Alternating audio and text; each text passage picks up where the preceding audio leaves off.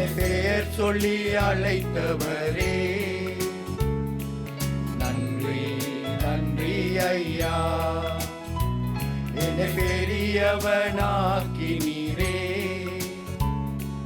நன்றி நன்றி ஐயா. நன்றி உமக்கு நன்றி, நன்றி உமக்கு நன்றி, நன்றி உமக்கு நன்றி, நன்றி உமக்கு நன்றி. என்னை பெயர் சொல்லி அழைத்தவரே, நன்றி நன்றி ஐயா. என்னை பெரியவனாக்கினீரே, நன்றி நன்றி ஐயா.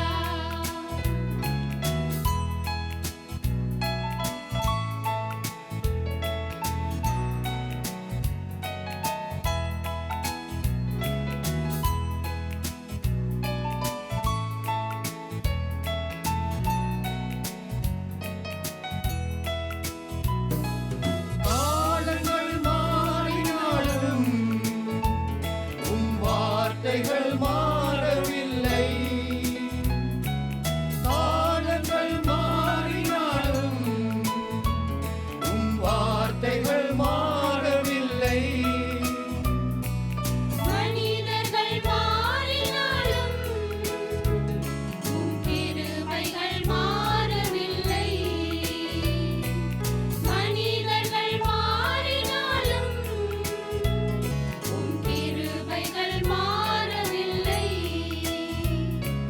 நன்றி உமக்கு நன்றி, நன்றி உமக்கு நன்றி, நன்றி உமக்கு நன்றி, நன்றி உமக்கு நன்றி. என்னை பெயர் சொல்லி அழைத்தவரே, நன்றி நன்றி ஐயா. என்னை பெரியவனாக்கினீரே, நன்றி நன்றி ஐயா.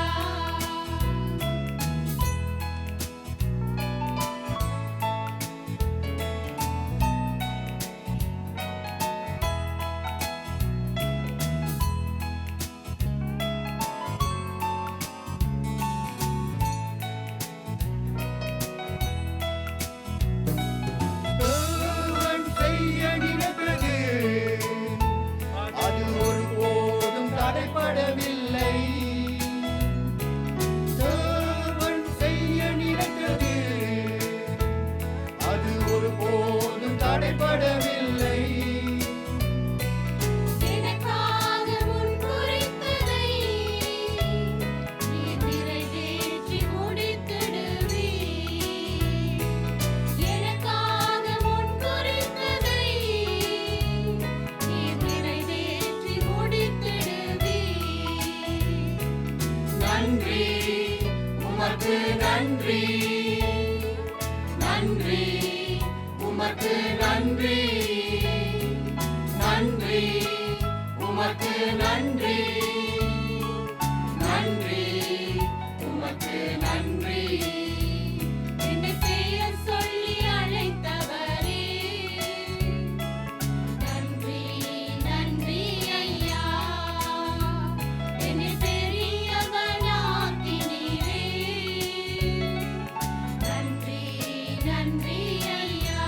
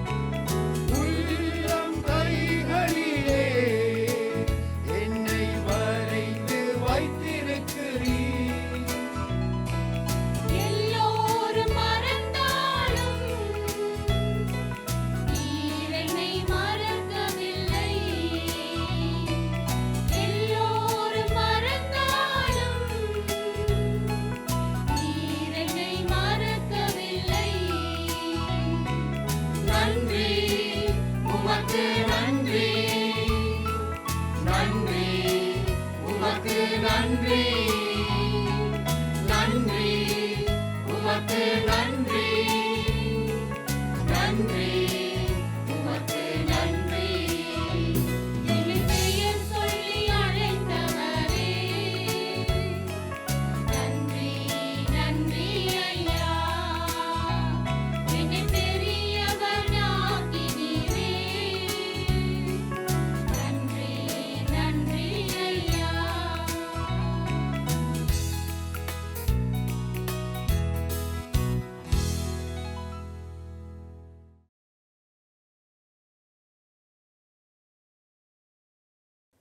விண்ணமுந்து நிகழ்ச்சிக்காக வந்திருக்கின்ற உங்களை அன்போடு வரவேற்கிறேன். இன்றைய தினத்திலும் நாங்கள் சிந்திக்கின்ற பகுதி ஒருவேளை நமக்கு பொதுவாக தெரிந்த அல்லது பரிச்சயமான ஒரு பகுதியாக இல்லாமல் இருக்கக்கூடும்.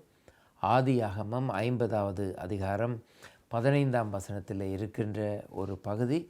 யோசேப்பு என்று பெயர் கொண்ட ஒரு மனிதனை பற்றி நமக்கு தெரியும். இது பழைய ஏற்பாட்டில் இருக்கின்ற யோசேப்பு.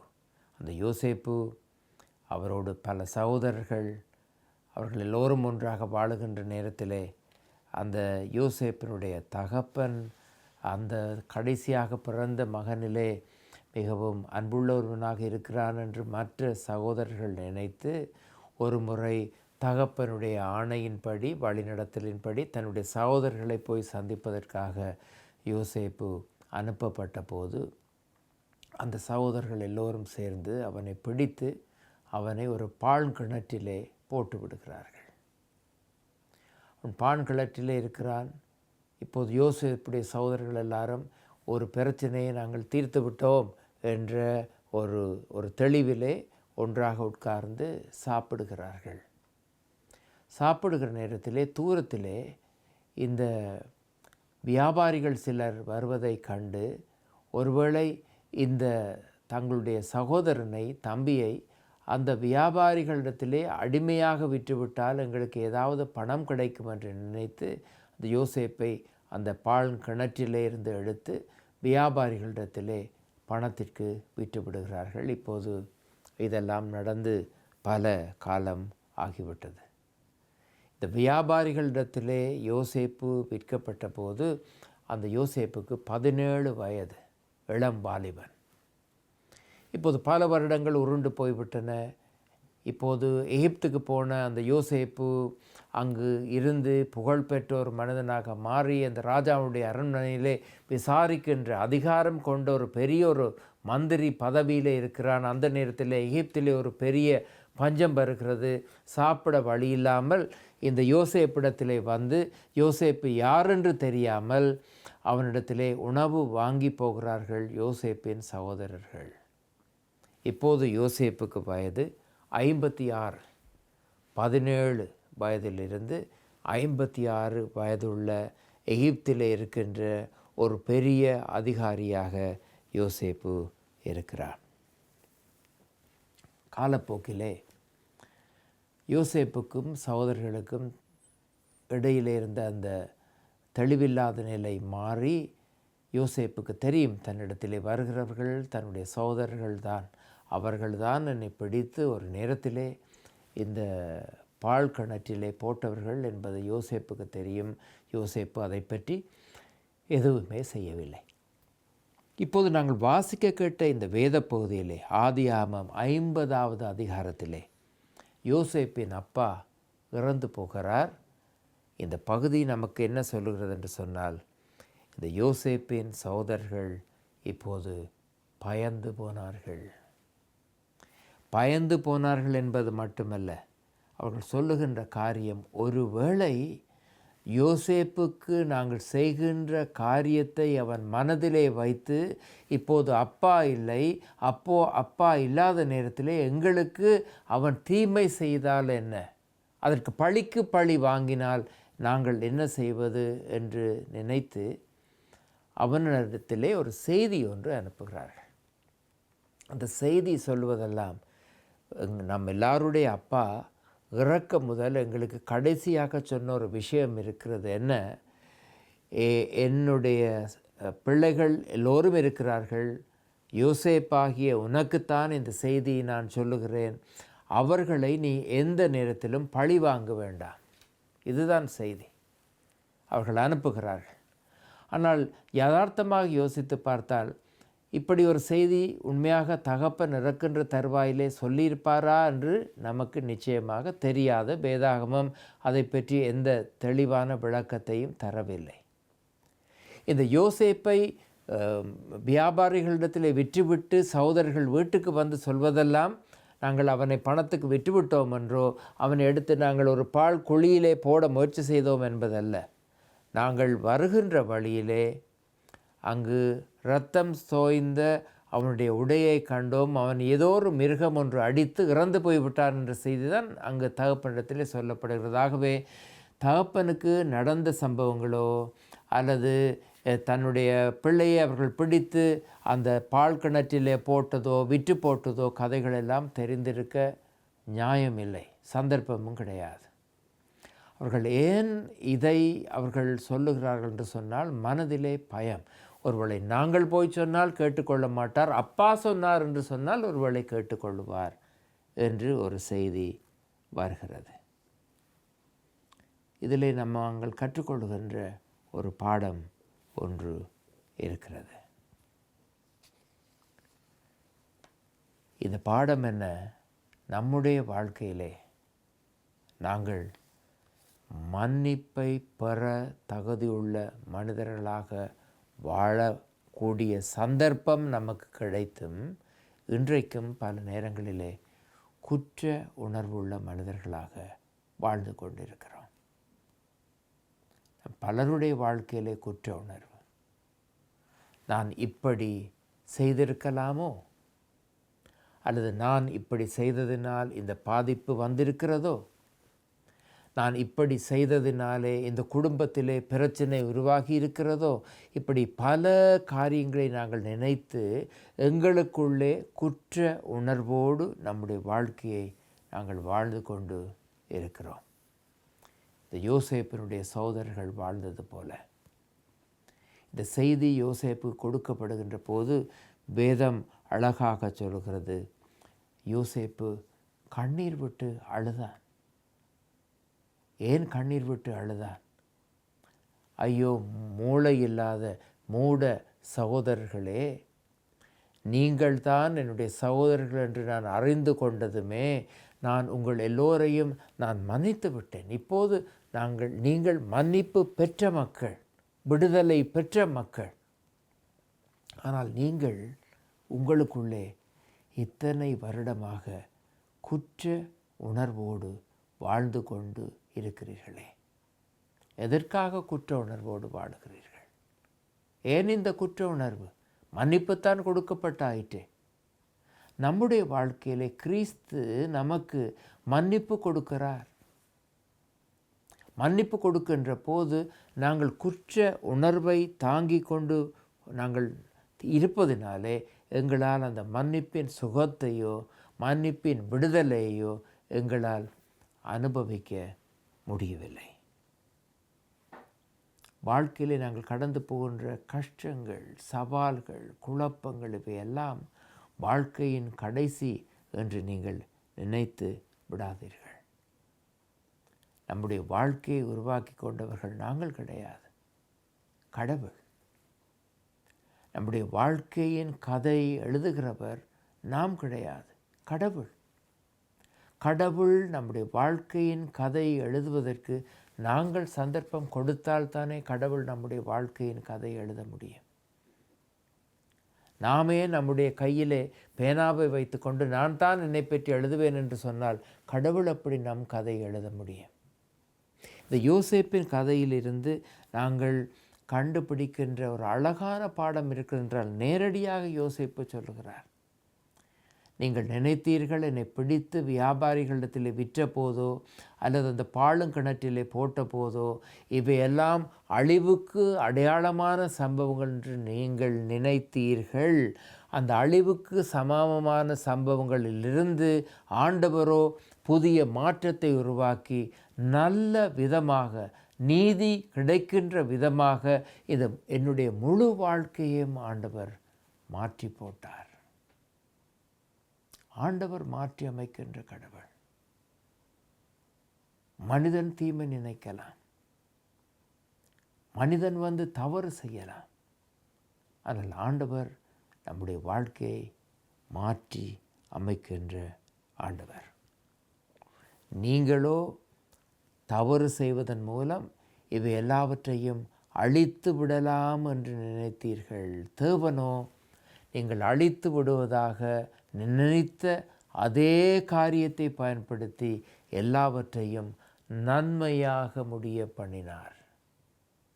நன்மையாக முடிய பண்ணினார். நம்முடைய வாழ்க்கையிலே அப்படியாக நாங்கள் வாழ, எங்களுடைய வாழ்க்கையை ஆண்டவருக்கு ஒப்புவித்து வாழ ஆண்டவர் நம்மை அழைக்கிறார். ஆண்டவர் தாமே உங்களை ஆசீர்வதிப்பாராக. ஆமென்.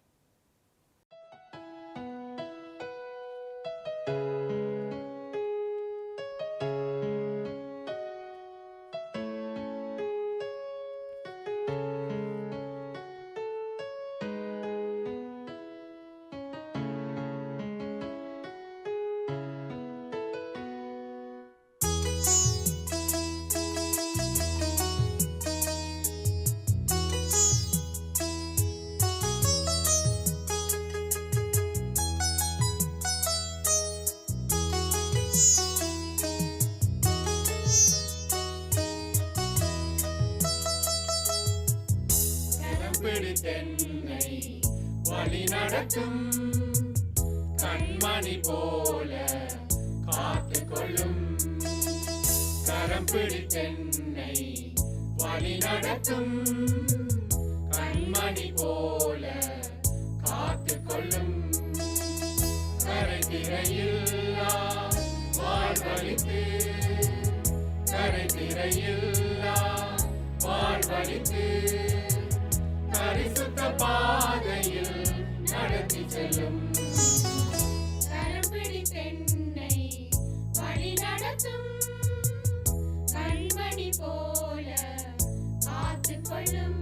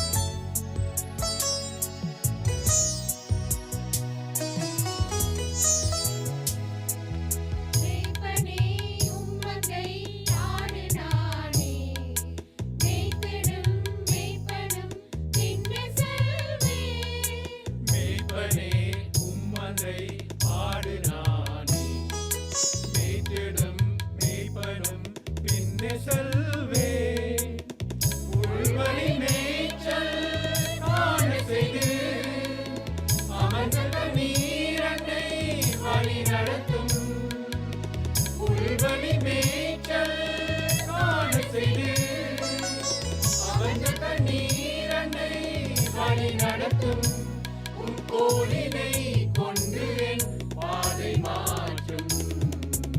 கரம்பிடித்தென்னை வழி நடத்தும் கண்மணி போல காத்து கொள்ளும்.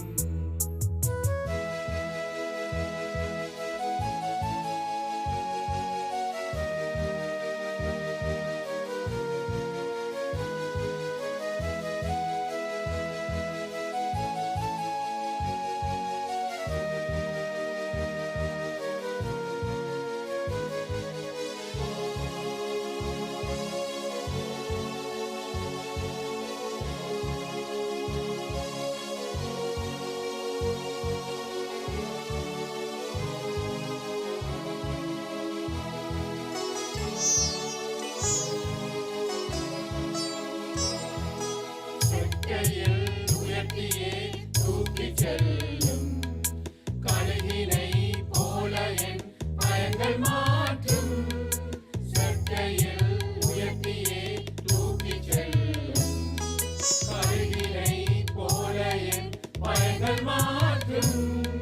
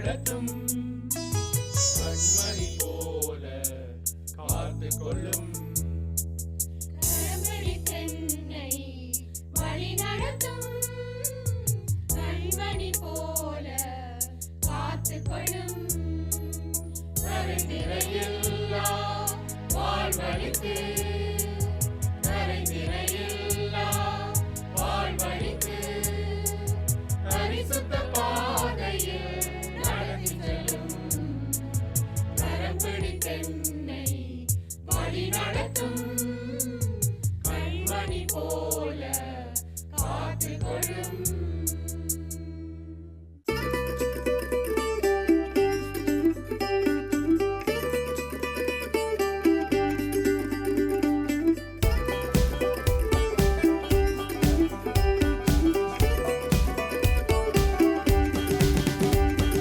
புத்திரன் அந்த பூலோகத்தில் ராஜராஜன் அழகனான் புத்திரன் அந்த பூலோகத்தில் ராஜராஜன் அழகனான் ஆடுவோம் ஆடுவோம் பாட்டுக்கள் நாம் பாடுவோம் தேவராஜன் இந்த பூவில் மாலாவிக்கோ மகனா தேவராஜன் இந்த பூவில் மாலாவிக்கோ மகனா